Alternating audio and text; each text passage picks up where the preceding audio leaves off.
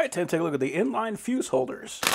So we got 10 fuse holders and 10 fuses, and these are correctly labeled. These are the 15 amp fuses, and they are blue. The fuse holders have a nice thick gauge wire, and it's tied already on both ends, so all we have to do is snip it wherever we want it. So if we want the fuse holder to be close to the circuit, we just cut this right here, and if we want it to be further away, we can cut it further over here. You can't see it, this is a nice soft rubber, so that's going to be good for making a good seal. And we got our two contacts there in the center. This cap is also rubber, so when we put this guy on here, even clips on, so that is a nice good seal.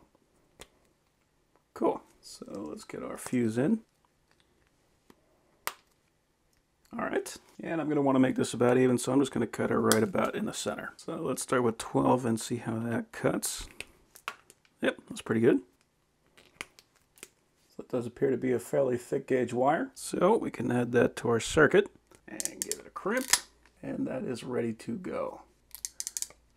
So there we go. Now we've got a fuse in our circuit. Pretty cool.